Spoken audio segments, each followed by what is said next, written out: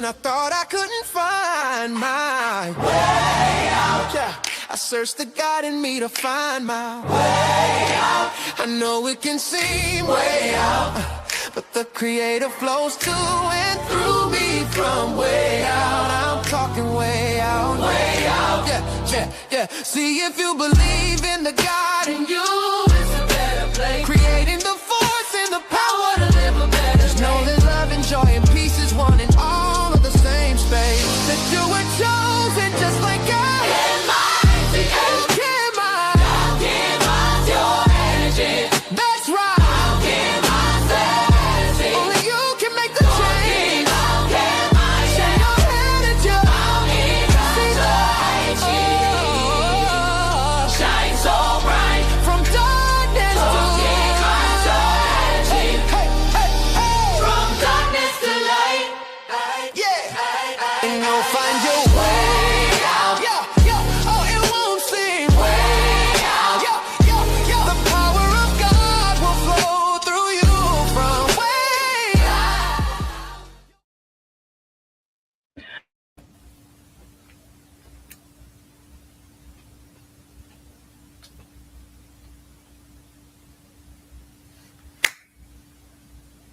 Oh, yeah.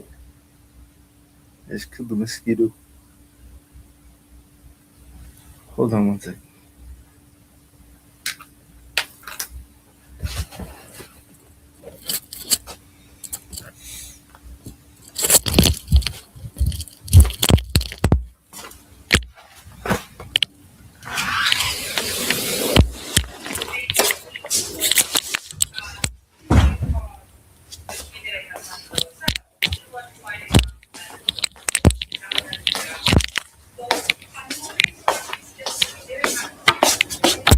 You there, Robbie?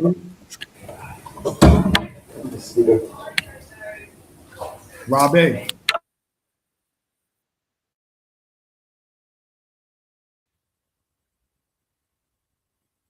They're in the middle of war or whatever. Are you there? Yeah, he's there, but I think he's got something going on. Yeah. What's going on inside your mind is a wonderful party. What you All right, guys. So he is in Israel currently. So there's some things going on. So just give us a second before we get to start this whole thing, because there might be some moments where he might have to jump up because of they're in the middle of a war. So Are we live? we are live. We are live. So yeah.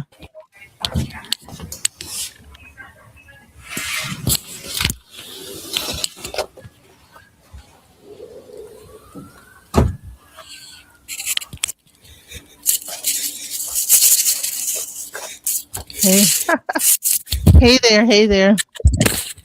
Hey. Is everything okay, sir? Oh yeah, I don't. There's a mosquito, so I clapped it in, and I got a mosquito. I have to wash my hands. Oh, okay. So, all right, I thought it was something crazy going on because it sounded wild with the earphones. But yes, welcome to the show, Alchemizing Energy. I'm going to let you and Mighty Hebrew begin the discussion. Much love, guys. Okay, let's go. Okay. Hey, shalom, Robbie. Hey, shalom. The Prince, the Mighty Hebrew. Okay, I just want to make sure everything is. Yes, because over in Tanzania, I'm just making sure everything. Okay, I see what's going on. Let me get this set up. Can you hold on? Give me a second. Okay, while you guys are getting, let me just kind of get things started. So who is Harry Rozenberg? So while we get this whole thing going. I'm just a regular Jewish guy. Just a regular Jewish guy? Regular Jewish guy. Born and raised. Yeah, what are you going to say? What is the office of the exarchy? What is that? Oh, man, it's the greatest question in the entire universe. The exarchy is one of my most favorite English words that never gets discussed. The exarch is a position that was put into reality in the house of David. So when there was a King David, you had a King Solomon, etc., they always had a representation from the house of King David to the universe, to the world. Like you want to talk to Israel, Okay. you go through the exilarchy. Uh, so, sorry, there's a little mosquito here. I'm outside in Jerusalem. What are you can do? But so yeah, we have this position that there's an ambassador to say, hey, you want to talk to the Jews? You want to know what's going on? There's an exilarch. There's a guy in the Hebrew it's called the Rosh Galuta, the head of the exile. And it was the person who keeps everyone in check, throughout the exile. So I'm not the exilarchy today because that stopped around 1,000 years ago. It's like 1,000 years ago in Babylon or so. Well, got no mosquitoes out here. Sorry, guys.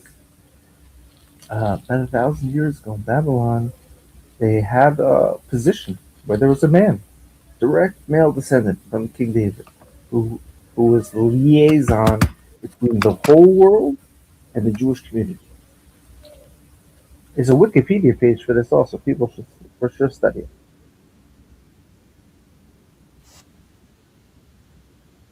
You hear me, Em? You hear Okay, me, so Robbie? so Mighty Hebrew, you want to continue the interview from here, or are you still having technical difficulties? Yes, I'm almost finished, but can you hear me though? Can y'all hear me? Yeah, we can hear you. We can hear you. We just We hear can't. We you just loud don't and see clear. half of your Can y'all? face. That's the only thing. Okay, hold on, because I just put a new system up in here. Hold on, Okay, so in the and meantime, I'm coming. could you discuss iTribe and what is iTribe and what are you trying to accomplish with iTribe?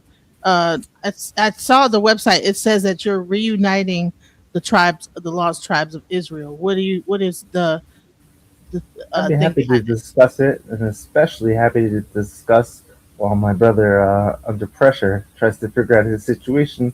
I will take my time and speak slowly so he can do what he's got to do what he's got to do. But Okay. the I tribe is a concept of reality that the ancient house of Israel was once 12 tribes. And today, what you see a Jew or a Jewish person is a remnant or a slither, a little micro fraction of the ancient house of Israel. So in the diaspora, there's different categories and different prophecies of where the house of Israel gets sent to. Different tribes, different areas, etc. Jewish people, where the word Jew comes from the word Judah, Judea, Yehuda is the Hebrew word. They're the descendants of like the Second Temple Judeans, maybe 20, 30,000 people. I don't quote me offhand. Not that many returned from Babylon. So the Jewish people today are a remnant of the people who kept the Torah alive and preserved throughout time. But it does not imply that they are the exclusive descendants of the house of Jacob. So they have a lot of people that you have now this movement that is coming with the Hebrew Israelites that are coming from America, from Africa, various different places. What is this? Is this movement meant to try to reunite with those people that are Right. So then, in my rabbinical journeys, I've uncovered it's part of the secrets of the Torah and the future of humanity. It's really crucial that before, and not crucial, it's a prerequisite according to Kabbalah and the rabbis, that before the redemption happens, the 10 tribes and the tribe of Judah unite and lock arms. The Jewish people and the lost tribes become one. And I'm looking around myself today and I see there's a lot of evil in the world. There's a lot of scary stuff. And there's power by numbers, and we need to unite to have the good people fight the evil in the world. And I'm like, okay, wait a minute.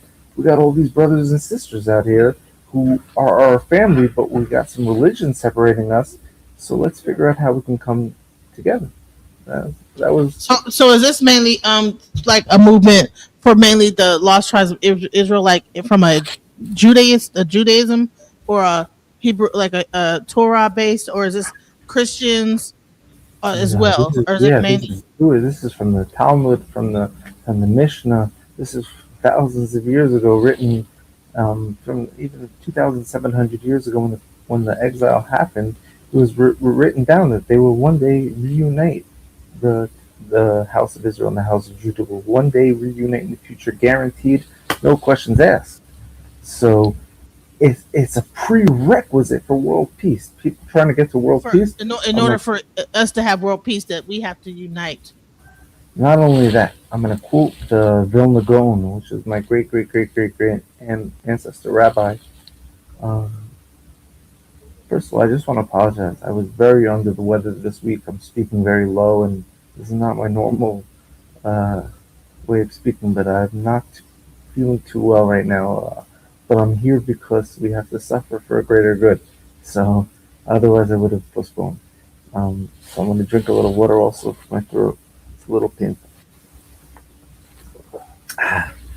So the Vilna Gaon, my great, great, great, great ancestor, a famous rabbi, like one of the most famous rabbis of the last 1,000-year period of time.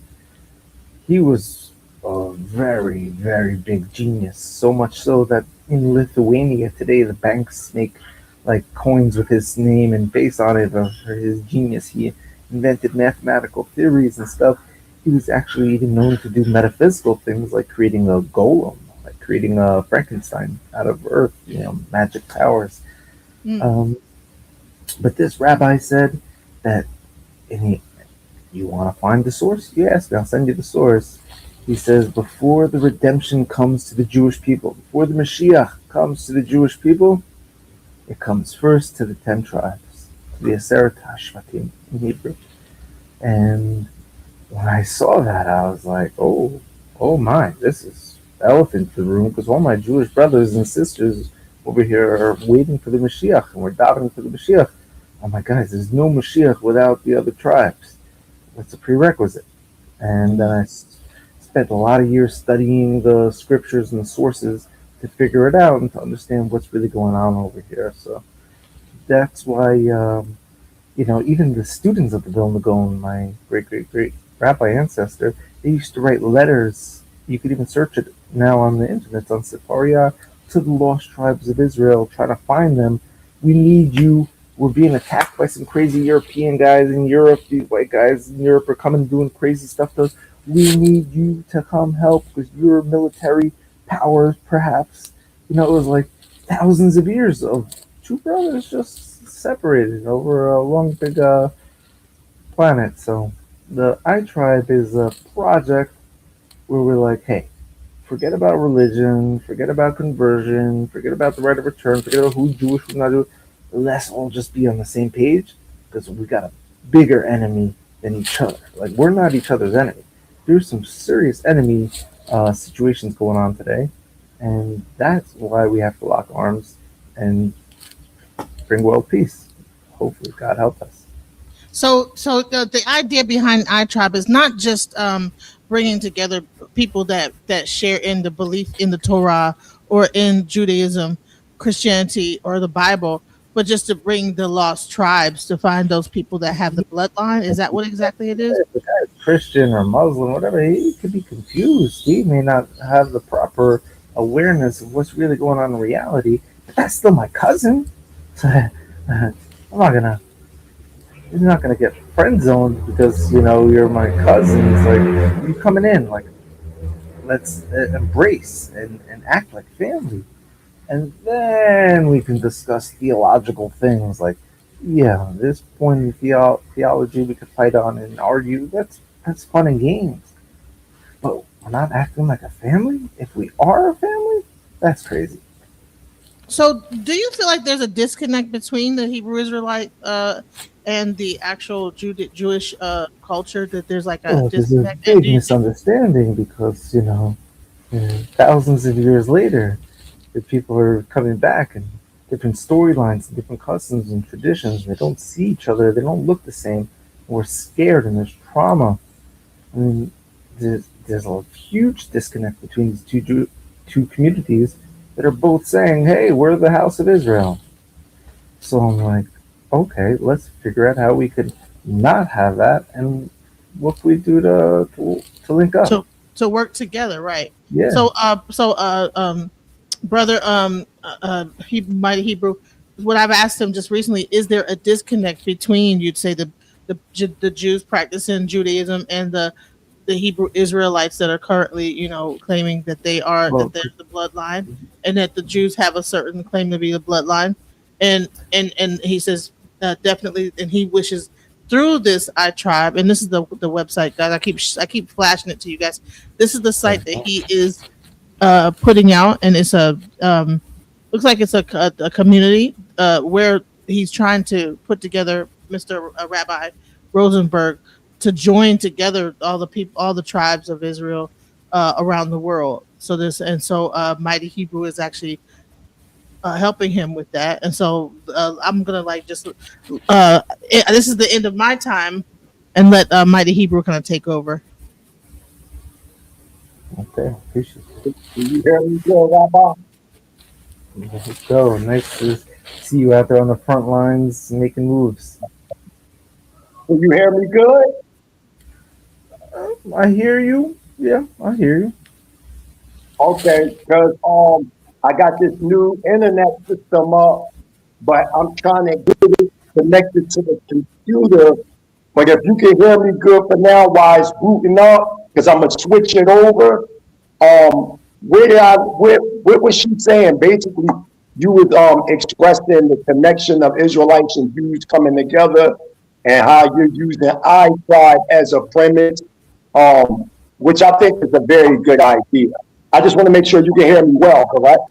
Yeah, well, that's the whole purpose of the I tribe, is that we should be able to hear you well. Because imagine that you're a village in Africa and that you got a community out there, or you're even in Chicago. I don't care where you are, and you're slacking because you don't have the right internet speed, right? We got to hook it up. Us Jewish people in Israel, we're living in abundance. A lot of Jew gold flying around, a lot of wealth, a lot of success. And I'm like, hey, let's share some of this with our brothers and sisters. So that's why we want to get each village in Africa, especially where you are, on the map. Where are you on the map? Can we get a digital wallet on this village? And now we could channel philanthropy and aid from Israel to these regions. That means you could be having Starlink satellites, best Wi-Fi, making photovoltaic convertible energy, aquaponic farming, 3D printing, boom, bang. You're living in the first world luxury, and it was just like, what did you have to do? You just have to wake up and join the family. So instead of people seeing Israel as the enemy, they got to be like, let's let Israel do their thing, and and the byproduct of Israel doing its thing will be that the world benefits from Israel's wealth and greatness. Absolutely, absolutely. Once the boot up, because you're gonna hear the static because I'm on the phone and I'm shooting it over to my laptop. So, but the internet, thanks to iChop, is running real fast over here. The internet. Before, the help from iTribe, it was running slow. So I know it's running fast. It's just this phone. So I'm going to shift it over here. But I want to ask you a question prophetically, because right now what's going on over in Israel, we see the Iran, the Israeli United States war. Where do you see this playing out prophetically and historically as it pertains to the Jewish community and the Israelite community? And also, will this also shed light to what we know as the Northern Kingdom and the Southern Kingdom coming together, as you see in the book of Ezekiel, the 31st chapter? Right, great question. I mean, first and foremost, it's crazy to me that the people don't realize that, we know that there was a state of Israel did a report on the diaspora in 2017, and they reported the Igbo tribe of Nigeria, big Israelite community population over there, and that a large percentage of that community made up the transatlantic slave trade. was even crazier. So I'm like, wow, a lot of these slaves that came to America were coming from the one tribe. Well, they got synagogues now in Nigeria. They got like 60 or 70 synagogues with Torahs, and they're putting their tefillin, their phylacteries. These guys are Jewish people keeping the laws of Moses. I'm like, that's incredible. And no one realized that. So that was, for me, the first elephant in the room. But the biggest elephant in the room was like, you know who sold these guys? A lot of people blaming the Jews. Jews people maybe had a few bucks, a few private families, owning a few ships here and there. Nah, slave trade was not a Jewish move. Slave trade was the Muslim. It was the Quranic move. It means if you don't convert to Islam and submit, you become a slave. So a lot of people were like, "Yo, I don't want to die. I'll be an Islam." But what type of people did not take upon themselves Islam? Were the people who were ready to die for God, were the Israelites. Those were the people who were chosen as slaves, people who were not willing to submit to Islam. Those were the people who were taken to America on the ships as slaves. Maybe there was some Jewish money in the ships, yes or no, I don't know. But there's 100% certainty the guys rounding up and capturing Israelites in Nigeria were Islamic caliphate empire spreaders. And I'm like, okay, that's just information I need to know. And so when you're talking to me about the war today with Iran and Israel, I'm like, yeah, bro, we're still dealing with that. We're still dealing with these guys who want to cut the head off of Jacob, to cut the head off of Israel. These guys hate Israel. They hate Jews. They hate Israel. They hate the Torah. And I'm like, let you do you and I do me. But they're not doing that. They're like, you can't do you. We're going to kill you. And I'm like, what? What? That's crazy. So we got these enemies. And I'm like, you've been attacked by them. I've been attacked by them. We got to lock arms and fight together, bro, because we're under attack. So that's very interesting because we know that the sultans from Morocco and Northwest Africa did play a major role in the transatlantic slave trade. That's an absolute fact. And before you get the transatlantic slave trade, you have the East African slave trade. And I'm over here in East Africa, and you can see if you go like to Zanzibar and you go to the slave quarters in Zanzibar, even as far as here in Tanzania, Uganda, you can see many Bantu speaking Hebrew were affected by the Arab slave trade. That's a fact. Here goes something for you. Before I continue on with my question, how you feeling based on what's going on right now in Israel? How you doing? How's your family, your immediate family doing? How's your spirit feeling right now as this war is going on in Israel? I mean, listen, I've been in bomb shelters in and out. At any moment right now, I may have to run for security reasons. Um, the kids aren't traumatized because we raise our kids to trust in God and believe in God and the plan. So there's no fear, but there's resilience and strength, and we're really passionate about living and surviving. And God wants us to be happy and to enjoy our lives. So if you're not going to be happy and be grateful for whatever you got, then you're not doing God right. So right now, thank God, no one's complaining or super grateful, but we do have levels to level up here because I'm not saying the state of Israel is perfect. I mean, if we clearly have a situation where the law and the Torah is not running the show, it's a democratic American puppets type of thing. So it's like we got to transition a little bit more into like what God wants versus what we want. And I think that's what the Jewish people's next challenge is, according to prophecy, what will happen. But for all intents and purposes, my brother, very, very, very grateful to be here right now in the Holy Land. And I'm definitely saving you a spot. It's definitely an honor. So have you kept up with communication with the Mishpachah, my family over in Damona, Israel? Have you been keeping up with the family over there? Oh, yeah. First of all, sorry I'm always waving my hands. I'm outside now because my kids are sleeping, so I don't want to make too much noise. And it's 1:30 in the morning, and there's a mosquito out here. and I don't want to kill it, so I'm just fluffing them around. But what was that question again? I was saying, have you been keeping up with the family over in Demona? I've did some interviews with First them, of all, what they've yeah, been doing. those guys are the best. I mean, and I'm like, you want to know what humans should look like when they heal and live together? Just look at that village.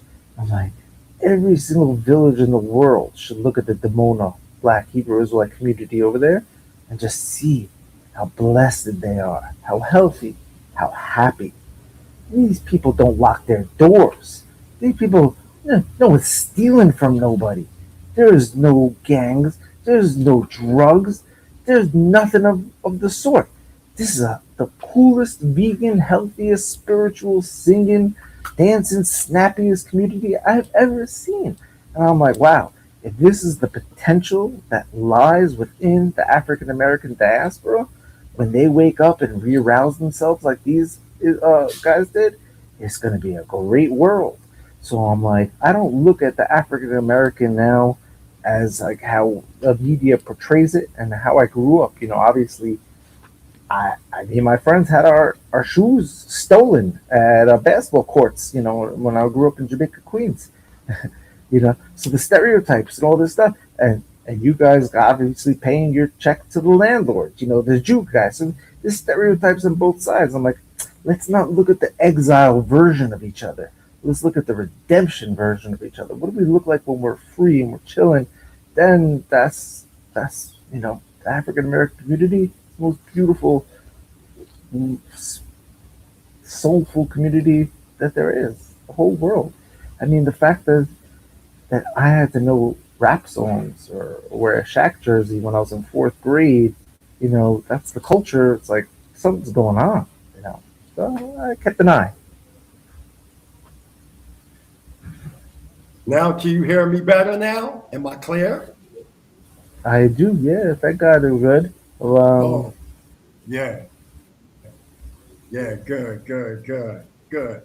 Yeah, that's definitely a true case. And I know that you was like you dealt with them over there. I wanted to ask you your relationship with my great Saba, my grand Saba, Prince Asiel. What was your connection with him, and how did y'all communicate when he was here with the land of the living? I mean, this Pomona community would invite me over and for their celebrations. I would come down. I would learn from them. I would partake in their festivities and their rituals. And it was so beautiful being welcomed and invited into such a warm community. They gave me honor and respect. And these people are serving in the army and serving the country. And Lord knows there are definitely levels to the game of equality. Um, so my memories are just of only righteousness. These are righteous, righteous, holy people, righteous, holy souls.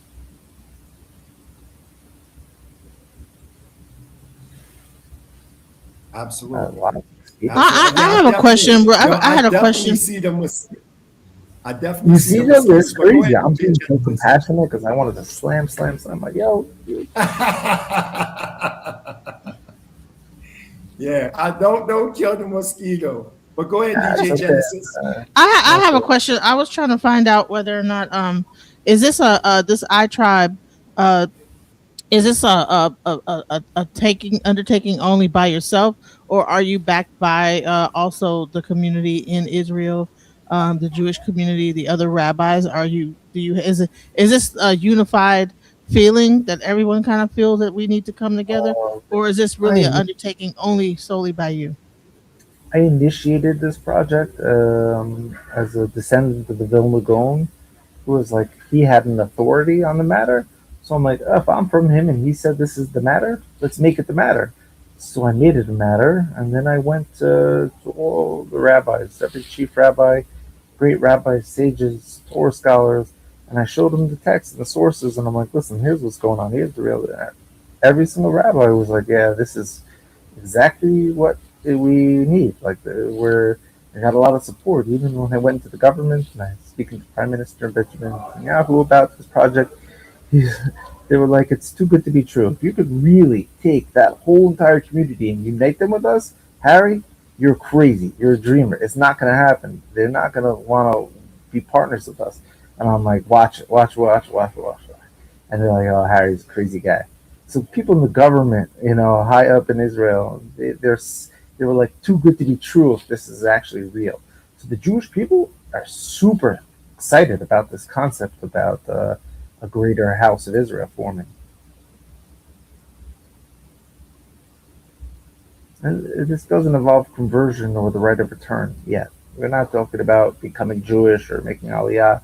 We're talking about some simple uh, strategy of uniting and decentralizing the powers that be that are keeping us in exile. Absolutely, absolutely. Because when you came to me with this concept and I reviewed it and I was looking, and at the end of the day, when it all boils down, that's the basic fundamental idea that you see outlined in the Tanakh, mainly starting at the 60th chapter of Yeshayahu or Isaiah to the 66th chapter of this gathering. How do you feel about, because a lot of people, when they read the scripture, they read it on its literal surface level, that something to like literally crack the sky and cause this to happen, versus there are intellectual minded people within this social framework that will cause this undertaking. Is this how you're viewing it, Robbie? That like minds like myself, yourself, and others that understand that it's going to take some type of ground footwork and movement to cause the shifting to take place to accomplish this gathering of these 12 tribes. Are you looking at it from that retrospect as well? Yeah, I like how you dissected that verse, and for sure we got to make moves and do things on our own. And we do teach there's 70 layers to understanding the Torah and the scriptures, and the blessings when Jacob blessed all the 12 tribes. The blessing he gave to Judah was you're going to hold on to the scepter of the law until Shiloh comes. It says in the verse, Shiloh until Shiloh comes. That those wordings is the same gematria numerical value as the word Mashiach. Meaning, until the Mashiach comes, there's going to be a court and a law in the tribe of Judah of how to decipher and understand the Torah. That's what the Jewish people have. Not all the Jewish people are direct descendants of Abraham, Isaac, and Jacob. Some of them were converts. King Solomon had 1,000 wives. Moses let Jethro come in and convert. Moses brought ancient Egyptians out of Egypt called the Arab, the mixed multitude, and convert. Being a Jew is not based on blood or DNA. It's based on protecting and preserving the Torah. The Torah does belong to the whole house of Israel, but where it was protected and preserved was only one place in the world. So now my favorite thing to do is not to watch a good Netflix episode, but to listen to the secrets of the greatest Kabbalistic rabbis and how they break down a verse and the secrets hidden in it and the gematria, the codes. We could spend weeks and months and years learning the coolest things in the world just from this Torah. So what the Jewish people preserved over the thousands of years of this exile is a gift, a treasure for the whole scattered house of Israel to re-inherit and take back and be like, thank you guys, let's do it. That's very interesting. That's very interesting that you brought up the 49th chapter of Bereshit.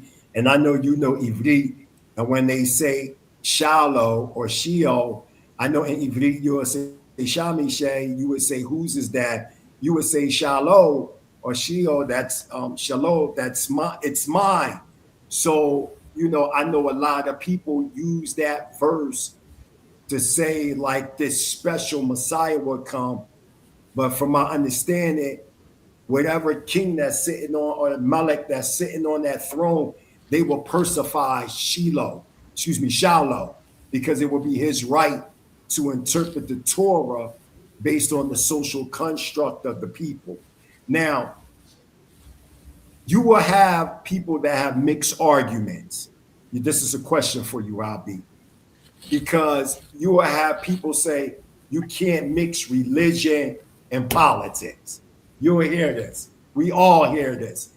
But when I read the Book of Kings and Chronicles, I definitely see a geopolitical stance, how King David moved, how Solomon moved. My question to you, is it possible that you can mix spirituality and politics? Or do we have to keep them separated? For sure. I mean, when the house of David ruled over Israel, all the tribes were under the kingdom of Judah. There was a king, you know. So we for sure eventually have to mix and match and say, hey, we're going to need a king to arise. We're going to need the lawgivers. We're going to need sages. We're going to need a court, all this stuff. So right now, where Israel is today is not where we're going to be when the redemption is here, when the third temple was built, and etc. It's going to be a whole different reality. Russ, here's a question. Yeah. When you Listen. go to other like the rabbin, when you go to other rabbis, what is the feelings of them seeing you connected with Israelites throughout Africa, the United States, the Far East? What does they take and their expression as you help to gather up Israelites of darker hue? How do they feel? The Because most you hear important the thing story. is I'm not coming from like my own agenda. When I'm coming from our ancestors' agenda. So I'm showing these rabbis what their rabbi said. I'm like, here's what your rabbi said. Here's what we got to do. It's like, you're not arguing with me. You're going to argue with him. In Judaism, you're not allowed to argue with like a former thing that was like redacted and codified as like Jewish theology law. Like that's a reality. So I present the reality. This is not an option. This is not a topic of discussion. This is there will be a global house of Israel, a commonwealth that will form one day in the future. How are we going to get there? And may the best man try and win. Wow, that's interesting. You know, it puts a smile on my face because I'm going to tell you something. If you haven't recognized it, Robbie, your presence being amongst the Hebrew Israelite community for the years that you've been, give a shout out to Chief Abdiel Ben Levi, also known as Zion Lex. You know what I mean? He was one of the first ones, you know, shout out to my brother. I've known Zion Lex for many, many, many years. And he was one of the first, if not the first, to connect with you and bring you to the forefront with the Israelite community when it was a time where that was like somewhat taboo from both sides. So it wasn't just the Jewish side alone. It was both the Jewish side and the Israelite side that there was mixed messages, even from myself, because when you first got, I was like, who this guy? You know what I'm saying? Let me, you know, watch him. And I can say, you know, with all clarity, over the years, you've been very consistent with your message. Me and you we've been on a few shows together before. I did an extensive interview with you, you know, on the way of Yah. So now, you know, you can see, because this originally was an idea that you had and you were spreading. Now the idea is becoming a reality. Also, the Ancient Bantu Hebrew Israelite Awareness Center here in Tanzania, East Africa, gives you a shout out to Robbie. Your name is spreading not only just in the United States, but throughout Africa as well. What is the end game behind all this, Robbie? At the very end of it all, what is the end game and what do you want to accomplish in the end with all this?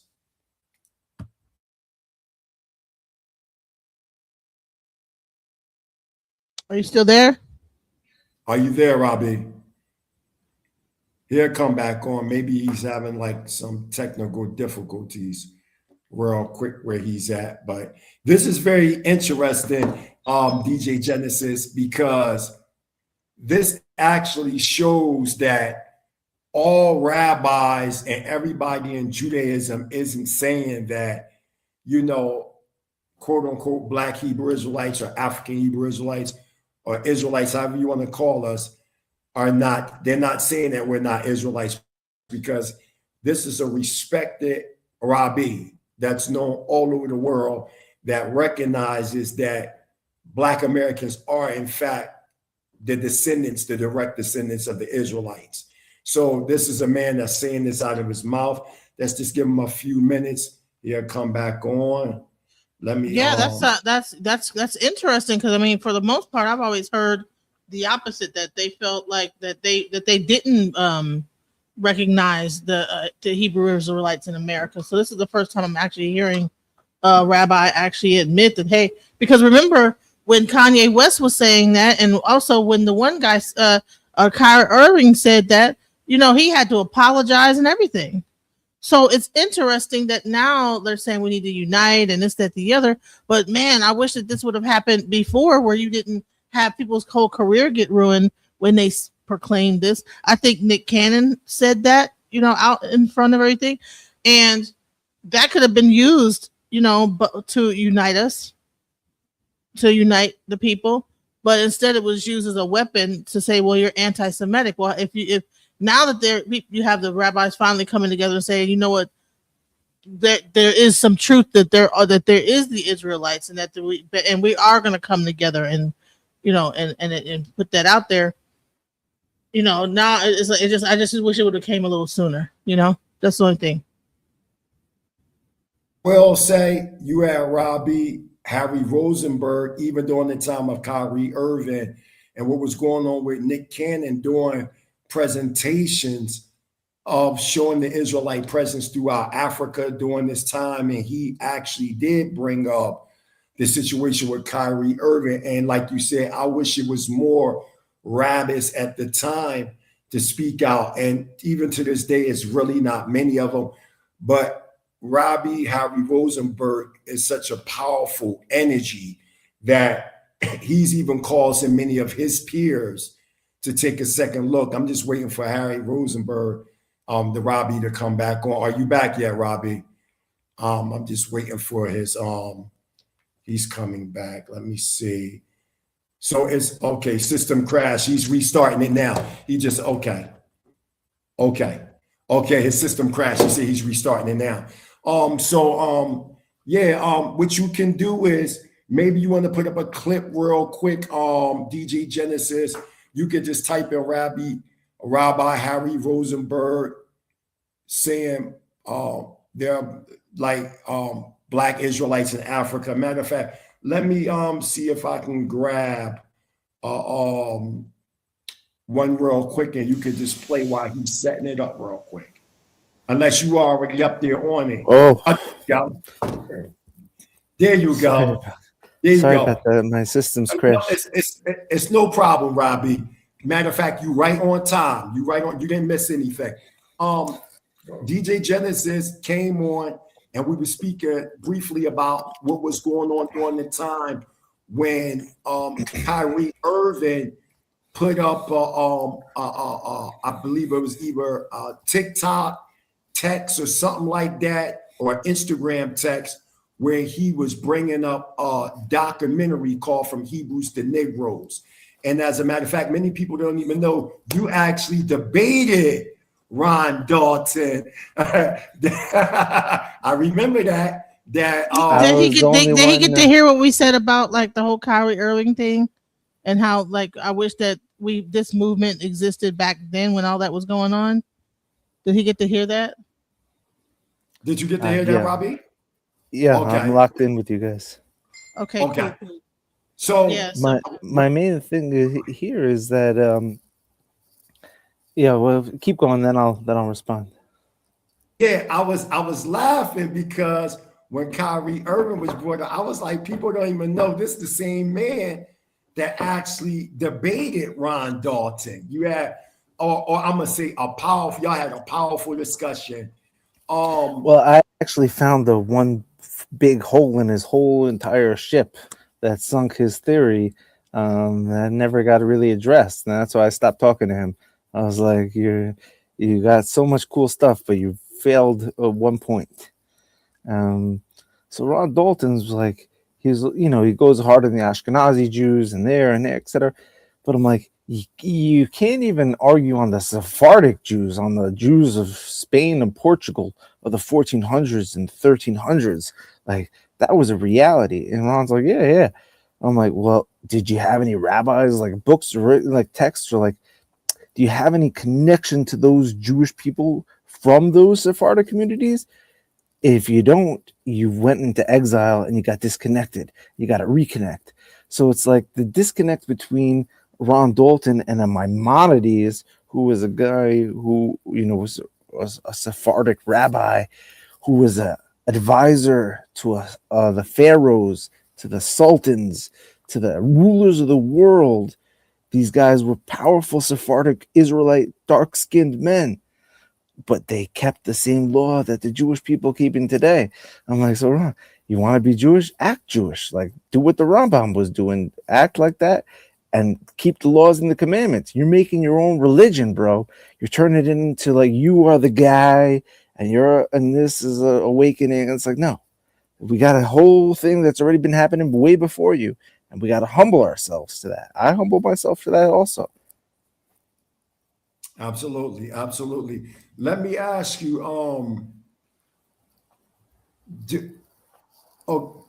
how did, when that situation went on with Kyrie Irving and Nick Cannon, I remember actually during that time, you actually did a presentation on the Israelite presence in West Africa. Mainly you was talking about the Igbos and the African Americans and some other people. How do you feel about what happened with Kyrie Irving? Because all he did was I really don't think he knew the dynamics, but he seen something he found interesting. He posted it. And then from there, it was like this big outlash on him. And he never really got to, he had to pay all these fines and things like that. How do you feel about what happened to him? And what should be the future if somebody that's not really educated about Jewish history affairs and along with Israelite history and affairs? What do you think? What is your take on that? Yeah, I mean, first of all, I love Kyrie and Kanye. Those are two of my guys. I like them both. I don't feel any Jew hatred or anti-Semitism. I feel they have valid points that need to be heard, but they need to be understood and compartmentalized. That means these guys need to be in touch with a rabbi. They not be talking to a politician or a person or a newspaper. They need to talk to a rabbi and get together and break it down. Similarly to what happened to me and the basketball player, NBA star Amari Stoudemire. He was, before I met him, he was raised Torah, House of Israel. This is where you come from. These ships, you came off these ships. This is you. He knew the whole time. But there was a huge disconnect, and he was surrounded by a team of, big Bible scholars and etc. We're not here to battle. We're here to build. So once you sit down with a rabbi, the rabbi explains here's what happened 2,500 years ago. Here's what happened 2,000 years ago. Here's what was written down here and here's there. We've kept all the records and everything makes sense. You can start to understand, oh, I fit into the diaspora. I fit into the picture. I fit into this whole thing. And you realize that there's only one source for the law of Moses that exists alive today that's pure and uncut. All the other things are cut. We're from the streets, both me and you. When you buy something, you're going to cut it and mix it. The Torah is the uncut. This is the purest form of Moses' way of Don't thinking. tell him, Robbie, you from the street. Don't tell him. I was a bad kid before I grew my beard. I grew up. I was a drug dealer. I had spinners on my car. I had tinted windows. Right. When I rolled through my trunk, I had scales and bags and BB guns, and so I was a bad kid. But when I got to college in America, I realized I'm like, wait a minute, I'm not American. I'm Jewish. I'm from a rabbi. I'm like, let me get out of this Roman exile. I woke myself up. myself up. So tell us about your experience of waking up. You know what I mean? Because you hear a lot of the stories of, Black Israelites, and I'm only using that word. So just Israelites of foundational Black American descent or African American descent. We hear our stories. Tell us your story, a brief synopsis of how you woke up to your heritage as being Jewish. Yeah, it's a little embarrassing, not embarrassing. I don't know what it is, but whatever it was is in college in America, like, it's a big difference between America and Israel. In college in America, you're like, oh, you're 18, great, go party for 4 years and get drunk and like do things like and like waste your life for 4 years and pay and get debt. And it's like, what? In Israel, when you're 18, you're going to the army, you know. So in America, I was like, we're just gonna have to party as hard as we can. That was what America taught us to do at the age of 18 years old. What are you supposed to be doing in America as an 18-year-old kid in college? Party time, game, music, drink, boom, bang, bang. So I'm locked in. I'm doing all the partying. I'm doing what I'm supposed to be doing as a good American citizen of the world, just partying. But sometimes you could party too hard and end up over partying yourself into having a spiritual experience, which was happened to me at an event when guys are eating these magic mushrooms and stuff and start taking hallucinogenic stuff and seeing things. All of a sudden, I saw the coolest guys in the world. I'm like, yo, this guy's the coolest dude ever, but he's losing his cool right now. He's not cool right now. He's freaking out on this mushroom. He lost his cool. And I'm like, wow, everyone's losing their cool around me. And I went in, left, I went into my own space, closed my eyes. You hear him, DJ Genesis? Was you at the rave? Was you at the rave club? Was you at a rave taking some shrooms, raving? You was at some techno music at the rave. This happened to have been in an apartment in the meatpacking industry in Manhattan, where coincidentally, where next was it a loft?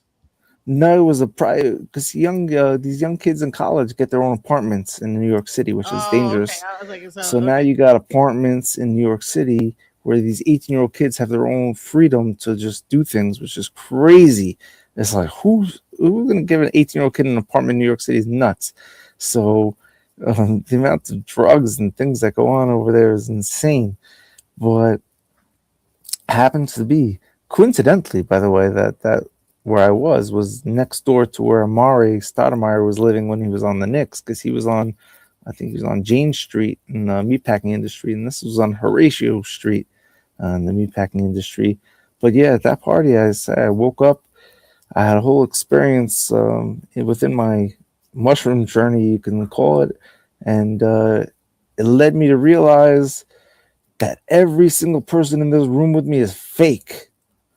I'm like, we got no truth in our lives, and the reason we're having a bad trip is because we don't have this truth in our life. And our ancestors are King David and King Solomon, and they wrote things down and we don't know it by heart. Are we nuts? You're looking to get high and you're not reading King Solomon said about how to get high? It's like, come on now. So I put a full hard stop. I text messaged all the girls, all the guys, everyone. I'm like, no drugs, no partying, nothing. I'm out. I'm going to yeshiva. I'm leaving the whole scene. I tapped out. And I went to Israel. And I went to yeshiva and I studied for many, many years, 7 years in yeshiva.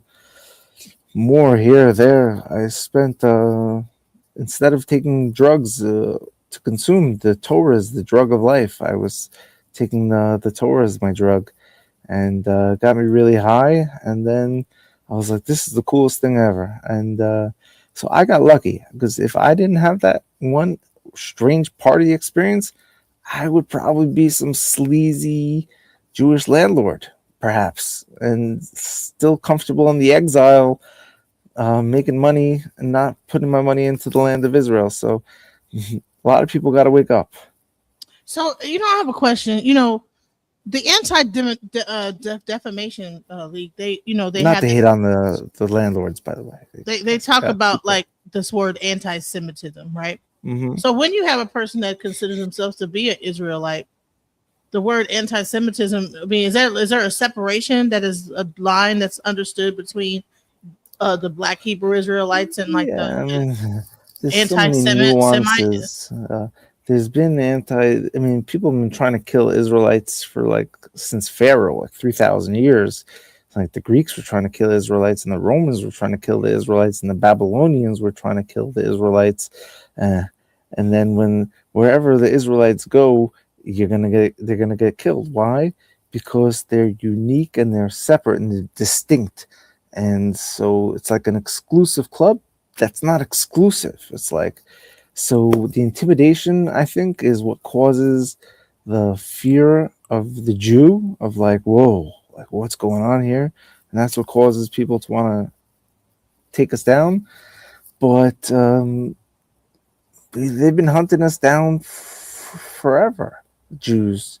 And I guess you guys can relate to, as an African American, what it's like to be hunted down, just in your DNA, your epigenetic memories. So anti-Semitism is like, it means so many things.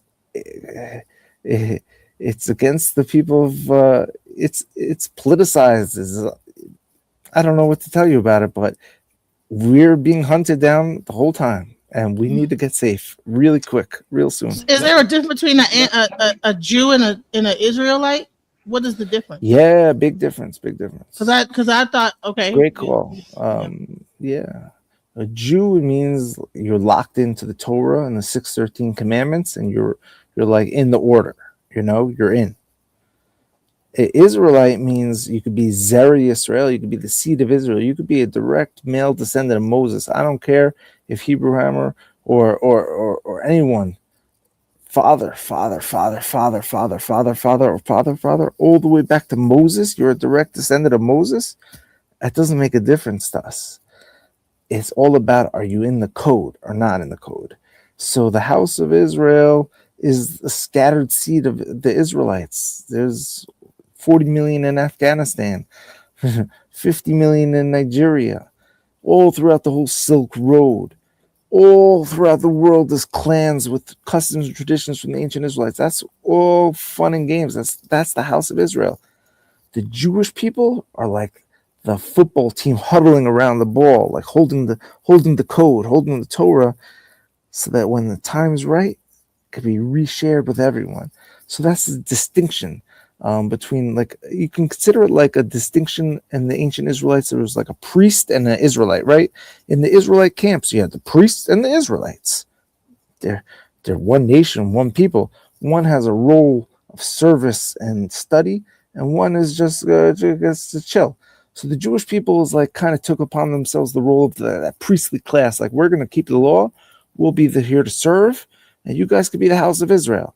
So in the future, according to prophecy and Kabbalah, what we teach is that the whole world gets called Israel, actually, and Israel gets called Jerusalem, and that all the people of the world are going to be called Jewish, and the Jewish people are going to be called priests.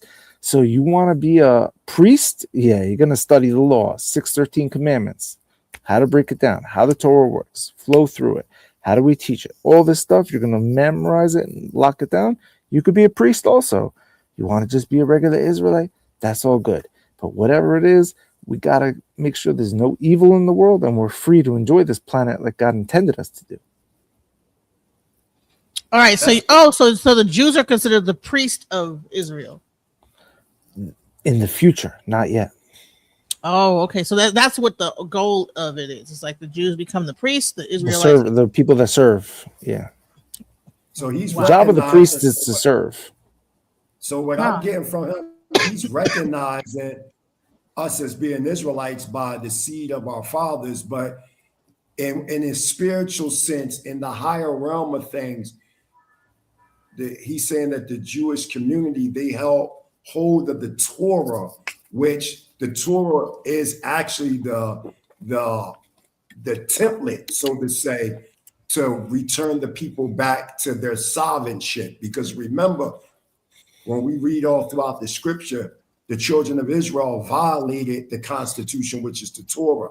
So when we went into this exile, you're seeing this segment of people holding this Torah. So then when the children of Israel will wake up, because it makes sense, because if you notice the elevation of Israel during the transatlantic slave trade, and I'm only talking about a segment of Israelites, you see us during the transatlantic slave trade. And then, as you know, after 1865, you get this, Emancipation Proclamation, the freeing of the slaves, quote unquote. Then you see in the Black Code laws, and then you're seeing this rising of these ex-slaves starting to unite themselves as being Israelites. You see in people like in 1847, William S. Crawley. You know what I mean? You're seeing a man by the name of Prophet Frank S. Cherry and others that's coming. But you're still seeing that Christianization of these men coming from out of that and recognizing themselves as Israelites. And then you start to see in the early 20th century, 1913, you see them like Rabbi Arnold Josiah Ford. You're seeing Rabbi Wentworth A. Matthews. And what they did was they went to the Jewish community, because the reality is the Jewish community had many of the relics of the ancient Israelite culture and history. So from what I'm getting from what the Rabbi is saying is like, yes, y'all are Israelites by bloodline. Black Americans, y'all Israelites by bloodline. Yes, Jamaicans, y'all Israelites by bloodline. But y'all didn't have the etiquette, so to say, which is Torah, which will help us to come directly out of this captivity. And I feel as though through the history that you see many of the Jewish rabbis preserving this history. You know what I'm saying? So yeah, that's definitely a true point, because not only that, the Jewish people are, according to the law, are obligated to find those lost sheep of Israel and give them their Torah back. Getting their Torah back. That's their inheritance. I want to stop you for 1 second, Rob, because I'm seeing certain comments. You got to. It's like my imam said. You have to eat the steak and spit out the bone. You got to hear what the man's saying. He just said, we're coming to the people to give them their Torah back. Sometimes the Most High calls certain events that happen to wake up a people. So while we was in exile, somebody or someone had to keep these records for us to link ourselves back. And if we look at our history, and I'm talking about Black Americans, without any biasness, when we look at the history, and a good book to get to read by James Landis, it's called Black Judaism. And you can see that the early forefathers in our nation did get support from early Jewish communities in Harlem, New York, and in Brooklyn, New York, which helped us to elevate to where we're at today. So we don't want to just be naive and just make it seem like we just learned this knowledge from out of a vacuum. But there were different things that transpire to get us where we at today. Now, am I saying that everything that the Jewish community is saying is correct? No, I'm not saying that. What I'm saying is that the Most High used the Jewish community to preserve certain Hebraic relics, such as the Torah, for us to return back to that. Because if not, because remember, we was in exile. So all our records was gone. But you still had, remember, during the Moorish Empire, you had Israelites in the Moorish Empire. And then when we got exiled in 1492, and you had King John II that exiled many of us to San Tom, which is an island on the west coast of Africa. Many of our records were left in Spain, in Portugal. So you had many of these Jewish sages and rabbis that kept much of this information. So we just want to make sure that we on point. Somebody said for so many years Rozenberg was living out 6 months in Israel, but he didn't even join something. You didn't join the IDF. Do you see that statement right there, Robbie? Yeah, some nice guy said that. When I moved to Israel, I was Okay. already over 27 years old. I got a letter from the army saying, "Thank you, but you're not welcome to serve in the army." And I Yeah, said, because your "Okay." age. But guess what? My son, who's now 16, 17 years old, is already recruited and drafted, and he's going to serve his country. Right. You know, a Right. question someone was talking about, I guess also the pay for the education, that I guess people have to pay for their education in that system, in that some people probably don't have to pay. Did you not have to pay as well? Oh, I mean, listen, there's in the Jewish community, there's a lot of poverty, but no one is denied access to knowledge. That means if you want to go to a Jewish school and study and you can't afford it, the community makes sure it happens. That means the rabbis are stepping in and funding and helping and loans and everyone got each other back. No one gets excluded, and it's not to make money. Who you? Hey, you have to pay your educators. Even today, we don't pay our rabbis enough. Rabbis, teachers should be getting paid like doctors and lawyers should be getting paid. But yeah, you have to pay to have someone teach your children this stuff and learn it. And if you can't, you gotta barter or figure out how you could do it. It's just, Right. Right. Well, you know, in America, like the Jewish community is very separated out. Like I know even in Texas, they have a South African. I think if they are Russian or something, I think they're South African Jews in Dallas. And you know they go to their own school. They have their own. They walk to the synagogue. They all live in the same like area, and you know it's like gated off, like so it's like there's so much separation that happens. Like I wanted to go to the synagogue to see what was up, but I was like scared because I was like it looked uh, so like like they were just their own like they just was separated out from everybody. Like they kind of that's a separated result themselves. of 2,000 years of trauma and like rape and exile. I mean, like my grandfather had to leave his house, and their assets and their paintings and their homes were taken by Gentiles who killed them. And like that happened like about every 50 years or so. Every 150 years, Jewish people were subject to losing your house, lose your money, you're getting kicked out, and that's it, and you're screwed. And it's like, okay, we really are messed up trauma wise. So we got to huddle, lock arms, and we don't want nobody interfering with us until we got a king Messiah going to come from the house of David and bring us back to safety.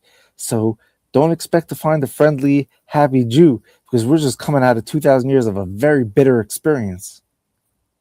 So when you Yeah. say that you're reuniting the lost tribes of Israel, you talk about that might not include a year return, or the return aspect of it. What will it We're take for not that also to be part of it? we're not talking about necessarily a geographic return to Israel. You're not converting. You're not moving to Israel. You want to do that? You're gonna have to work really hard to become a Jew. To become a Jew is super hard. You got to keep 613 commandments and live in a Jewish community, study and know the laws and all these things. If you want to do all that and take it upon yourself and live that life of servitude, it's like a priest. You got to wake up early, all this stuff. You want to do that? By all means, the path is there, but it's hard work. So the people who get to live in the land of Israel are the people who are going to agree to 613 commandments. I'm going to live this life. Shabbat, kosher, modesty, all the things. Every nook and cranny. So would Yeah. you so is there so I'm sorry. Do you No. have to take a law of poverty when you actually become a rabbi? Do you have to take an oath of poverty? No, some of the greatest. Moses was very rich. Moses was a very rich man. Rabbi's allowed to flex and be wealthy. So what you do with your money is a different thing. I'm not gonna get Right. money and buy nice outfits. I'm gonna get money. I'm gonna send some villages in Africa to get some greenhouses, some solar panels. I got an orphanage over here. I got a community over here. Our money gets recirculated. You have Jewish philanthropists that give millions of dollars away just to help other people. We don't look at money as so real. It's a little bit of like monopoly stuff. Yeah, it's interesting that you're saying that, right? This is why I wanted to, this is one of the reasons why I developed Hebrew Israelite sovereign nationalism, because I've been involved in the Israelite culture going on 35 years. And I want to announce I will be officially a Zaquane next week. I will be 50 next week, and I will be officially an elder in the Israelite community. I just want to thank Yahweh that he's preserved my life for so many years coming out of Philly, and then now running this community over here in Tanzania, East Africa. What I want to say to the people is one of the reasons why I developed Hebrew Israelite sovereign nationalism, because what I've seen in our community as Hebrew Israelites, I've seen us become nationalists to religiosities, meaning like most Israelites or most of the youth that come in the Israelite culture today, they look at it more from a religio standpoint. Yeah, they'll look at Devarim or Deuteronomy 28 and Leviticus 26 or Wayikra, and they'll see the curses and things like that. And they'll read Babylon to Timbuktu. Look, we Israelites. Yes, that is true. We are Israelites, but there has to be some ground footwork so we can cause momentum and motion to take place so we can create our freedom. Because a lot of times we get so caught up in the social nicety of things that we forget that there's methods and measurement to achieve freedom. You know what I mean? Where we have become so complacent within this understanding of us being Israelites that we feel as though that we can just sit around and just wait for our freedom to be given, versus we have to take our freedom by ways of manifesting the application of what we know. So this is why I built the Ancient Bantu Hebrew Israelite Awareness Center in Tanzania, East Africa. This is why I'm going to different countries throughout Africa to find remnants of the lost tribes of Israel. As I was in the United States, what I was doing is going to Israelites all throughout the United States, all the different, where you talking Shema Israel, Bnei Adad, Beit Zedek, Torah, Beit Hetzabai, whatever the case may be, Kifraim. The whole thing is we have to seek from our elders. See, I sat under elders. A lot of people think they can just learn this on their own. No. When you go into Devarim or Deuteronomy 32, verse 6 and 7, it tells you to go to your Abba that he may tell you, and go to the Zakwanim or the elders in our community that they may show us. Remember, Israel, the Torah was our constitution. So by it being our constitution, there's rules of engagement, how we operate as a governing body politic. This is why I sat under some of the greatest master teachers. I literally sat under the late Ben Ami and the late Prince Asiel, these men that paved the way for us to have a better day and a brighter tomorrow. So I think Rabbi Harry Rozenberg's idea is a dope idea, and how he's trying to, connect all these Israelite tribes. Because you got to remember, the man is clearly letting you know there's a difference from being Jewish versus an Israelite. He's saying you don't even have to be a blood descent to be Jewish. It's not a blood descent. An Israelite is a blood descent. So I want to commend him for standing up, because the reality is we don't have many Jewish rabbis that will openly admit, and it's a part of their platform to express that the Black people in America are in fact the actual direct descendants of the Israelites. And that's a part of the major platform that he's expressing, because the reality is men like that would be considered what you would call a whistleblower. You know what I'm saying? And when you say, and I know what you're saying, young brother, but you got to look at the bigger picture. Let's look at King David. Let's look at this stance geopolitically, because until he come back. Let's build. Is he gone, or is he just? No, he'll be back. He'll come back. Okay. YS Millennium. you're putting up things and you're not looking at the bigger picture. You're correct. We're not supposed to trust our enemies, but you can't look at an individual. Like, for instance, the Medo Persians, they were our enemies, right? They were our enemies. But the Most High turned around and used King Cyrus, who also was a Medo Persian, to free the children of Israel. Once we get, as long as we look at things from a religious standpoint, we're not going to never elevate geopolitically. Every nation on the planet elevated by taking a geopolitical stance. If you look at the scripture historically and not religiously, that means that we dealt in geopolitics. You see King David dealing in geopolitics, dealing with import and export, making alliances with certain nations to outmaneuver the enemy. And like the sister said, she built journal. She said they know the truth, but yet I haven't heard not one rabbi talking about all the harm. And that's true. And that's why I commend Harry Rozenberg, because if you watch some of his lectures, he does, say them things. So we gotta, there you go, he's back. So this is what we have to do as a people. We have to understand our strengths and our weaknesses as a nation. We can no longer sit complacently and just wait on something. We have to now, as the late Dr. Khaled Muhammad said it best, now it's time to get suited and booted. My whole thing is, if people in the chat or any chat, if they don't like what they hear, then put your input on it by the way of becoming suited and booted, and put your feet on the ground and make something happen.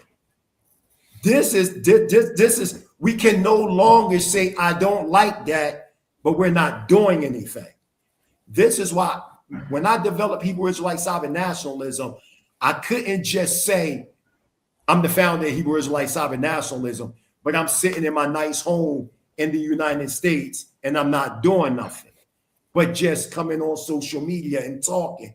I had to make things real for the people so they can see. So now you got Israelites all over the world that come here to Tanzania to participate in the ancient Bantu Hebrew Israelite Awareness Center, the Hebrew Israelite farmhouse we have out here, the compound that we have, the tours that we do on Kilimanjaro, going to see the Imyombo tribe, the Haya tribe, the Imparte tribe, the Chaga tribe, these different tribes throughout Africa that's identifying themselves as Israelites from a social anthropological perspective. Now we're on the ground. For instance, I challenged the late Adad the Danite, historian of the 9th century ACE, because he mentioned about the Israelite presence in East Africa. All these locations where this man said that these Israelites existed, I went to these locations and you can see remnants of these Israelites to this day. That's what I mean by dealing, and you're correct, we're not African. Let me, and I want to clarify this, and then I'm gonna give it back to the Rabbi. Thank you. Watch this. We're not African, but the people in Africa, they're not even Africans. That is a One West concept that believe that people that live in Africa are Hamites and that people are outside of Africa are Shemites. This is a false narrative, man. The word Africa goes back to the Hebrew word afar. If you go to Genesis chapter 2, it speaks about us coming from the dust of the earth. The Hebrew word is afar, which means soil or dust. Then when you go to the 26th chapter of the book of Bereshit or Genesis, you see that Abraham had a son named Miniad through Keturah, and one of his sons was named Afar. The Afarites is what gives the word African. If you go to Josephus, those that lived south of Carthage was known as the children of Afar. So technically speaking, your true Africans are Shemites, a Shemitic tribe known as the children of Afar. So when we start to deal historically, we have to be mindful before we come on these chats and try to put our perspective out there, because you might have a real scholar that'll crush you and be like, well, even the people that are descendants of Ham technically are not Africans. The true Africans are this Shemitic tribe known as the children of Afar. And that's a fact. We talking historical fact, not no made up stuff. So the only Africans technically are the children of Afar, and they're a Shemitic tribe that descend from Midian. That's a fact. You can go to Josephus, he verifies that. You can go to Genesis chapter 26, it's verified. And you can go to Genesis 2 and see that word Africa goes back to the Hebrew word afar, which means soil or dust. That's a fact. Wow. That's a fact. So that's how that's why they call you. That's why they call you what they call you. You're the big boss. A lot of these people don't know. I'm an elder in this. I'm an OG in this. Oh man! So I've been doing this. A lot of these dudes was babies, man. You know what I'm saying? So I've been doing this. You just saving. You saved that this whole time. You just saved that. You just flexed on us big time. Right. And wait, you gotta get more in the camera because I only see half of your face. I'm not sure if that's by design. This guy's a smart guy. He's a smart scholar. He's been doing it for a long time. He fit about 50 years old. You half a century. You half a century. Okay. Yeah. And I've heard all the arguments, and I'm gonna give it right to you. I don't like when people come on the platform. I know what we've been taught. It's time for us to challenge those that stomped our growth. If we keep saying, "Oh, we the people," and if we saying we upholding the Torah, but you ain't seeing no blessings, then it's something that we gotta restructure. This is basic common sense. If you dealing in mathematical equation, you want the proper equations, and you're not getting it correctly, then you got to examine your formula. And that's not give a shout out that he even created this I tribe. That's a great idea of bringing people together, finding out where the deficits are, and if they have the funds to be able to go into these communities that are Jewish or not Jewish or Hebrew Israelites that are struggling and help them when they don't have internet, when they can't get their electricity on all day long, and they could infuse the money to actually bring these people into modern era and be just as bountiful. I don't find anything wrong with it. So, there's other countries that are doing it and they don't have people's best interests at heart. They're only doing it based on politics and colonialism, China included, But these people are coming in from a religious standpoint of wanting to take care of the people of the tribe of Israel. Yeah. Rabbi, you don't know. We're coming with big love. So you know, this Thursday coming up, we will be having Rabbi Harry Rozenberg on Scoreboard Keepers next Thursday. Each week, it's already lined up. It's going to be 8 different shows on 8 different platforms because this has to be spread. Because now there's a lot of secrets we didn't get to discuss yet. A lot. It's already lined you up, man. Already lined you up because this has to be done because that what you're doing is I want to commend you because what you're doing is reality it's dangerous. Like it's dangerous. Like, let me ask you a question, Robbie. I know some time ago you was getting, I'm not going to put too much out there, but when you stood up for the Israelite community, I know that you received threats in the past. Are you still receiving threats to this day, or no? When I first started talking about this, in like 2012, back then, Jewish people were looking at me like, "You nuts, Harry? Are you crazy? Like, what are you doing?" But now, you see what's going on. You got guys like Rudy Rachman, big influencer, celebrity. Big guy in the Jewish world, like making documentaries going into Africa. We were never lost. He's this Jewish guy. He could be on a yacht in the Mediterranean Sea, retired if you want to see. He got enough money to chill. What is he doing in his life? He's going to film Israelite villages in Africa to expose to the world that the house of Israel is waking up. I'm like, so. At first, a lot of pushback and etc. But today, the scene, what's going on, Right. we're very, very close to having total control over the land of Israel, and the third temple going to be built. Is going to be a big party for the blacks and the Jews. Finally, get to celebrate a little bit of fresh air after So we're gonna have all some. this. We're gonna have some Manny Chevins. We're gonna have some Manny That's what I'm Chevins. saying. There's going to be you got And some dance moves. I I want got to some say to she. bitcoins. We'll share each other's things. Absolutely. I want to say the She Built Journal. I agree with you 100%.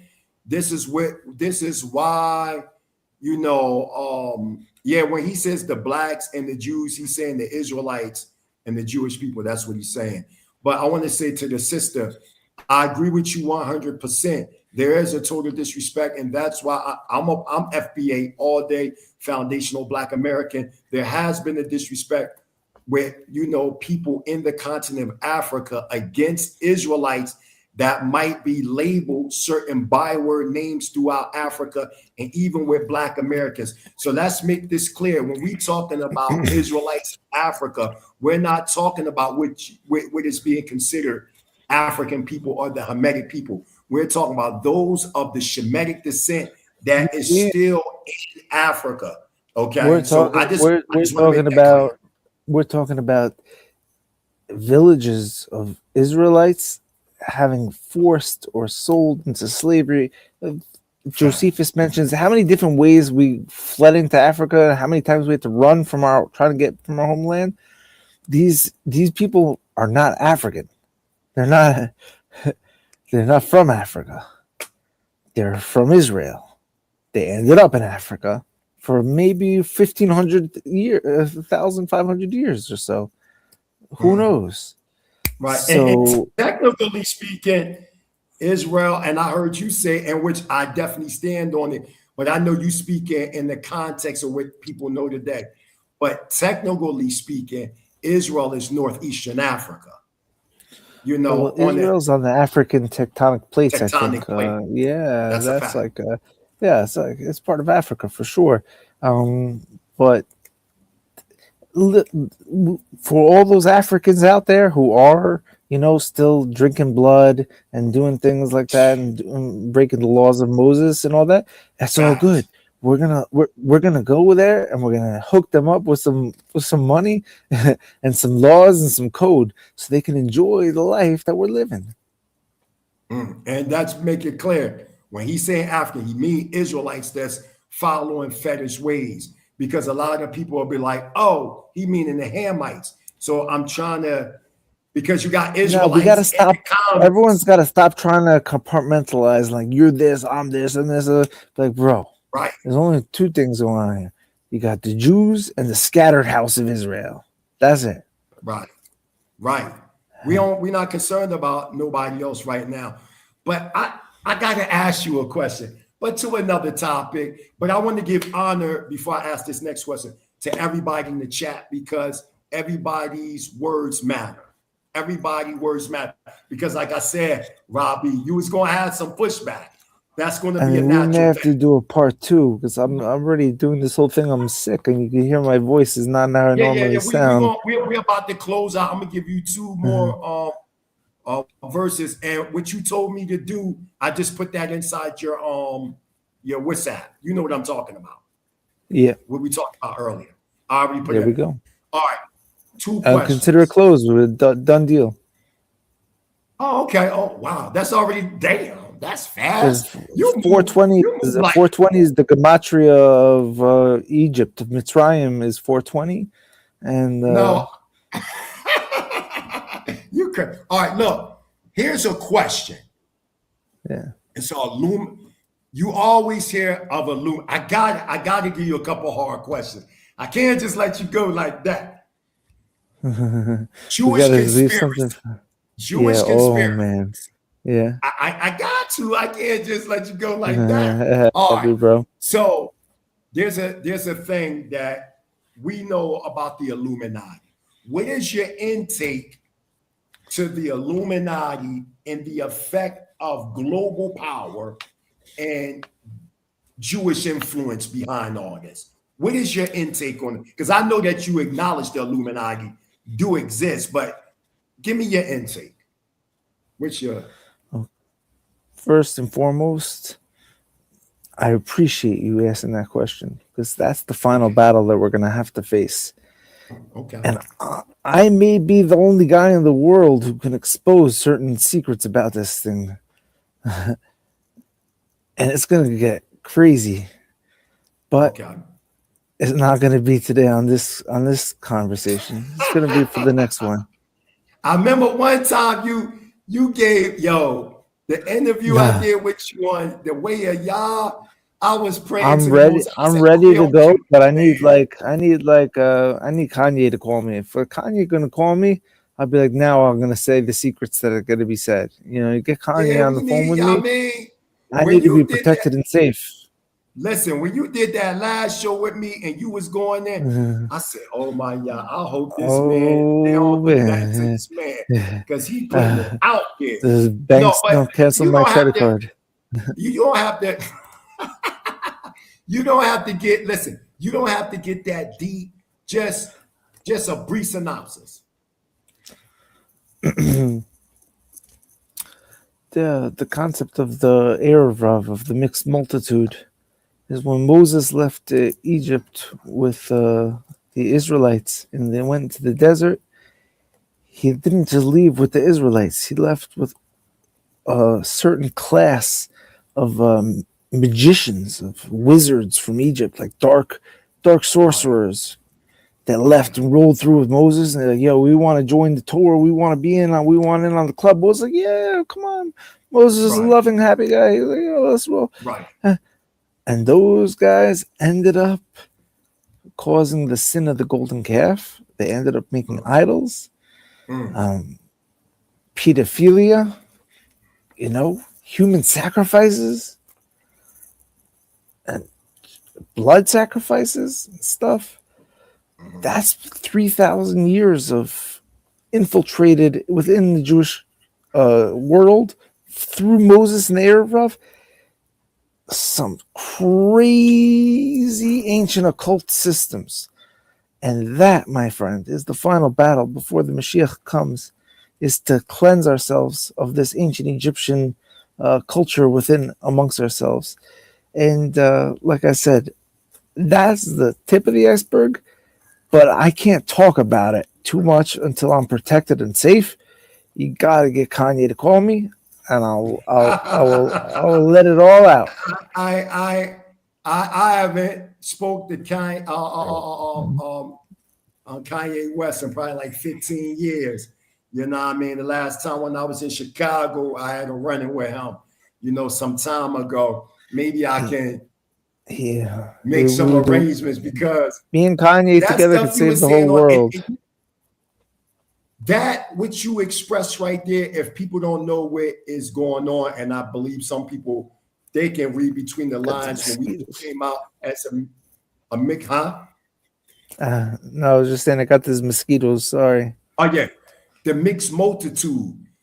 Not only is that like a physical thing, but we're talking a spiritual and metaphysical thing as well. So this mixed multitude had mixed ideas. So I can see what you're saying about the dark arts was trickling down. And then from there, this illuministic idea came. But I ain't going to touch up on no more because I don't want to I know steal. people really find out what's going on behind Jeffrey Epstein's island and this crazy stuff and all whatever. Mm, You're gonna see some wild stories. right. Yeah. What do you And But feel? Since you said that, this is the last question, and we're going to yeah, come back to part 2. Did you read the Epstein files? And if you did, what do you think? yeah, of course I read them, and I have a lot of thoughts, and I don't want to share my thoughts too much because I'm scared who's gonna kill me. So, Oh, like I said, you that's get deep. Kanye, you get Kanye That's deep. West, you get Kanye West looped in, and then that's the Absolutely. safety, and then we could talk about things. Absolutely. Yeah, We're yeah, gonna work on. We're definitely. gonna We work on definitely content. We're gonna work on our getting brother, content. our Hebrew Israelite brother said it's going to be more than wild stories going down. Yeah, that's an actual fact. But it's But definitely an keep in honor mind, and a this is not privilege. a Jewish problem. You're not dealing with Jews. You're dealing with the occult. Right, The occult is not a Jewish facts. thing. Right. This is a It whole existed different even club. before A the whole occult different club. existed even before the Jewish people. You're not But invited to the isn't Absolutely. occult. there Jewish I'm occultism? not invited to the occult.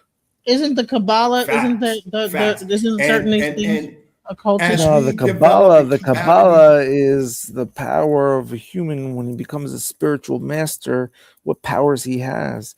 Meaning there's people who perform miracles and do and manipulate physical reality. That's Kabbalah stuff. You know, what you do with that, people can do dark things with that or great facts. things with that. Each of us has Facts. the power to be a Kabbalist. You could be a Kabbalah master. You have the power to fly Facts. and blast things and do things. You don't even know how to tap into your human powers anymore, bro. Mm. Facts. Facts. And we're gonna close out with this because we Let's definitely gonna come back. go. DJ Genesis, is it okay if we come back with a part two? Oh, most definitely. And I've been Mhm. promoting the site. I've been like showing Yeah. it, the whole time. I want to give and I've been like saying, hey, this is not just about like just bringing people together, but also bringing people together to also offer aid and assistance. And I think that's a beautiful thing. Could you give some final words on what this tribe site, why it's important to support it? Yeah, I think it's important because when you wanna like do something big, you take a head count. Like who's in? Like so right now we want to make a kingdom of peace and love on the planet, and we want to know who's in. And so it's a head count. And that's why it's really important that you let us know you're in. And if we all lock arms together, we can make it. All right. And so that's a beautiful thing. So the website is called itribe.us. Its tagline is reuniting the lost tribes of Israel. If you go to that website, you'll be able to join if you're interested in joining the site. I mean, I think it's a great undertaking. It's a beautiful thing, to care to say, you know what, I found this out, and I think we should help. We shouldn't just sit here with our riches and just like hoard it. We should actually Yeah. look into helping other people and being. I can't chill looking at what's going on in the Bronx, and in these neighborhoods and in the ghettos, and these people were brought from the slave trade, and it's terrible what to see. Our compassion, the Jewish people are filled with compassion, is so big. We want to make sure everyone's safe. And have you guys been working with the Israelites in Demona on some of these things that you're doing? Oh well, I'm in touch with them about potentially how to like scale the Demona model to the world, but there's a lot of work to reconcile between these communities because not everyone knows this 2-hour shift that we just experienced. But soon they will. It will be common knowledge. But we're early in on the game right now. Absolutely. We're like MySpace before We Facebook. We're like we masterminding it. Absolutely. Kabbalah yeah. means to receive. Absolutely. Absolutely. But it was definitely an honor and a privilege. Rabbi Harry Rozenberg, as usual, we will be coming in the next few weeks with Let's part go. 2. But I want everybody to watch out. We will be having Rabbi Harry Rozenberg on Scoreboard Keepers next week. Y'all know Scoreboard Keepers is a powerful platform. So we will be having him on there. And we are slowly get them questions from either you on there. I know, so we got to be very careful, but it was an honor. Thank you, Robbie. And when I get off here, I'll call you directly. All right, guys. Shalom. Blessings to everyone. Everyone should have a good life, wealth, health, and happiness. Amen. I hope you feel better. Get some peppermint oil. When you're outside with mosquitoes, you get some peppermint oil and rub it, and the mosquitoes will stay away from you. Yeah, I appreciate that advice. Burn some camphor. They don't like that smell. I happen to have been under the weather for this whole thing, but I felt it was so important to do it nonetheless. And And yeah, I appreciate that tip of advice. That's Alaikum why we're shalom. Alaikum alaikum shalom, shalom. Uncle We're T. here for each other. Absolutely, absolutely. All right. Hallelujah. Hebrew God bless Israelites, all sovereign you holy national Israel. souls staying strong. And we see you. I Hallelujah. see the struggle. I see what's going on. So I love you guys. We got this. Absolutely. Shalom, DJ Genesis. Peace. Just when I thought I couldn't find my way out, yeah, I searched the God in me to find my way out. I know it can seem way out, but the Creator flows to and through me from way out. I'm talking way out, yeah, yeah, yeah. See if you believe in the God in you.